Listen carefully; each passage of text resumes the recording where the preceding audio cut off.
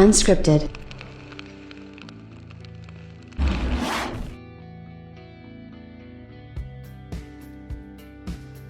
Well, one day away from launch of the PlayStation 5 in the UK and the other territories in the world, and the PlayStation 5 so far is doing rather well. There's rumors that the thing has already hit 2 to 3 million in North America alone, and I think those are fantastic numbers. I can imagine it doing very good numbers in the UK and other areas of Europe as well. In fact, it sold out in its own home territory of Japan, even though it obviously was limited due to stock. I don't know. I think this could be a problem going forward, and that's going to be a problem for a lot of people. But according to this anyway, we do know that interest in the PlayStation 5 appears to be 2 to 3 times more than Xbox Series X, according to Forbes anyway.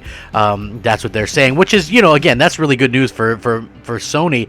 That's not necessarily what this video is about, but we don't have specific sales data on the PlayStation 5 or the Xbox Series X or S, but the readily available large-scale pool of data that we do have is from search data from Google and sifting through different trends and things like that, and Forbes actually saw a bunch of interest in the PlayStation 5 as being more than the Xbox Series X.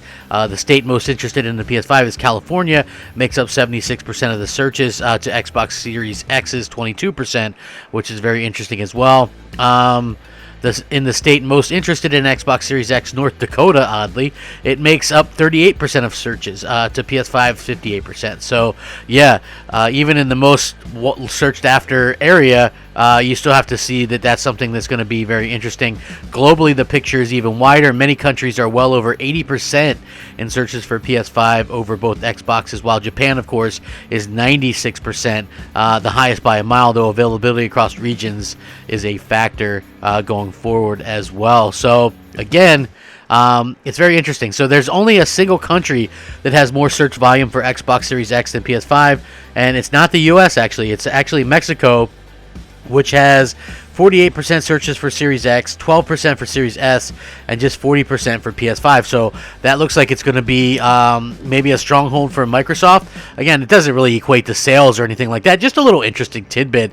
But, kind of what I wanted to talk about today was developers and things like that, and something that just really came across as a big win for the PlayStation 5 and Sony in general. So there's no need to hold back on that anyway. Are you guys picking up a PlayStation 5 tomorrow in the UK or someplace? Let me know about it, because I'm really excited for you guys if you are, and if not, if you're still looking, good luck. There should be more tomorrow at launch. So let's get into it. What's up, everybody? Crapgamer here with Crapgamer Reviews, back with another video. Thank you so much for checking it out. I really do appreciate it. Please like, share, subscribe. I would appreciate that as well. It helps out the channel, and it means a lot to me personally. And again, if you are looking to help out a small little crappy channel like mine, a simple like goes a long way.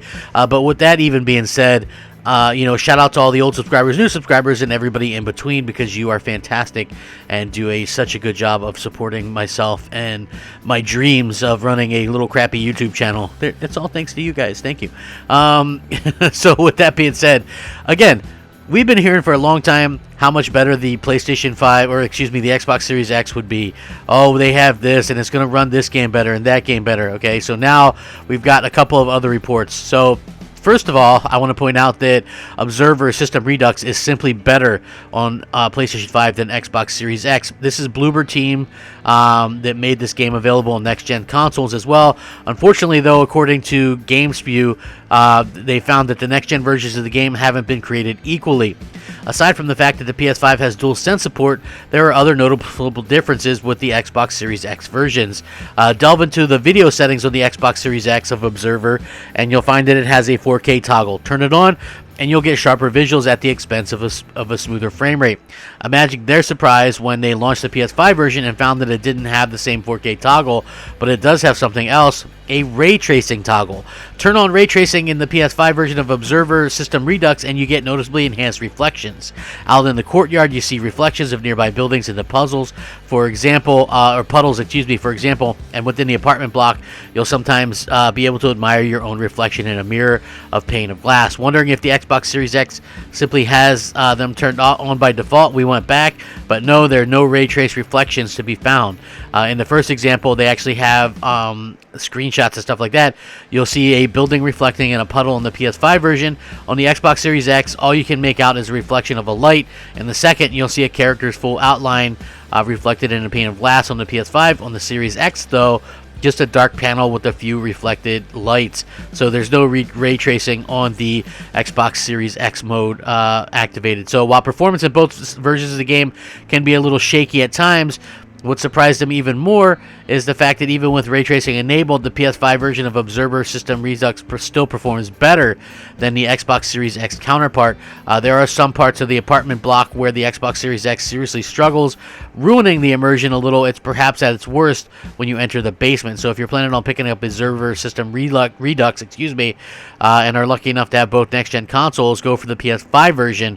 You'll get a better all-around experience. So again, very interesting that the Xbox Series X version lacks ray tracing completely. I mean, does that surprise you guys? And this isn't even the only bit of bad news that that they actually have.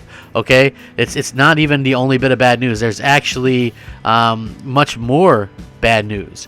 Okay, so we do have to kind of take that into consideration as well, because it was funny. We do have like the multiplats and stuff like that, and the big multiplats are still favoring the PlayStation 5 as well.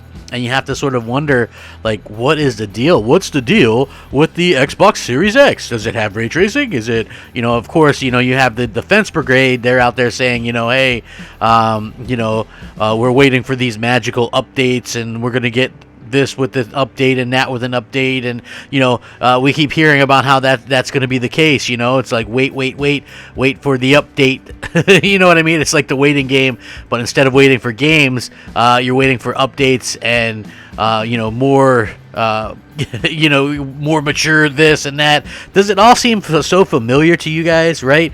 And I was part of this stuff back with the Xbox One.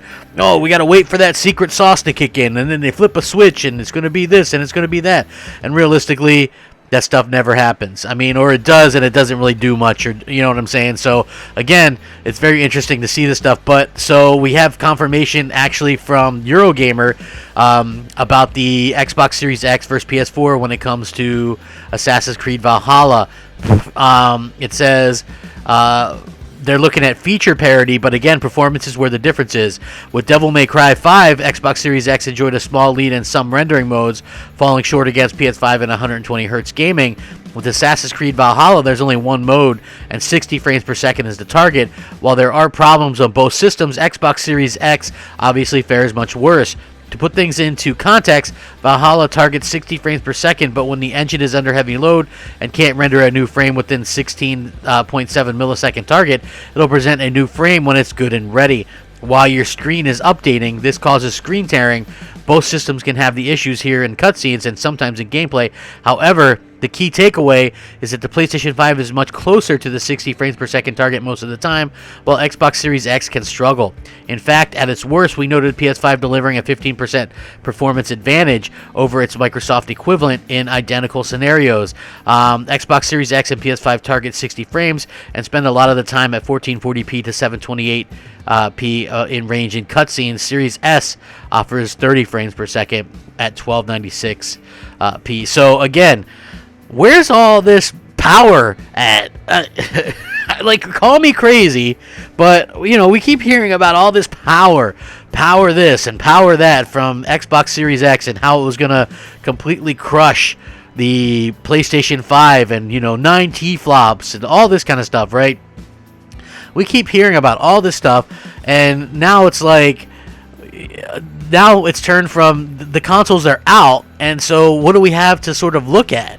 As gamers, at what point do we just drop this whole narrative and just go, well, you know what? Something happened. We goofed. It's not all about this. It's not all about that. It's, I just feel like for some strange reason, people are really holding on to this kind of power narrative.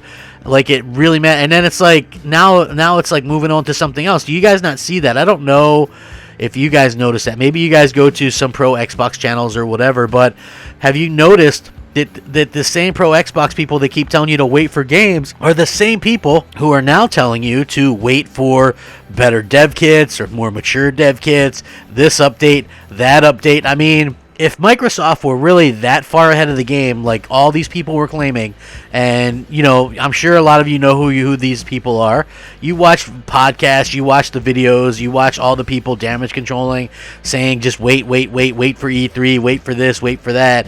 Now it's wait for something else. Do you guys not understand? I understand that there is a certain factor in here of hope, but there's also something called gullibility. And, you know, if you keep believing these people, they keep telling you to wait, at some point you have to realize how gullible that makes you, right? Like, supposedly Microsoft clearly gave up on last gen early on to prepare for next gen, and next gen came out and they still aren't ready. They still aren't there. They still aren't ready to compete. You would think that they would have been ready out of the gate like a speed demon, you know, like, and they're not. And not only are their games not ready, but their hardware is not ready. I've never seen anything like it before in my life. We've given them so much time and so much patience to get stuff right, and it's still wait for this, wait for that, wait for this, wait for that. And given how many benefits of the doubt does Phil Spencer and company get? I'm just curious. Maybe that's a rhetorical question.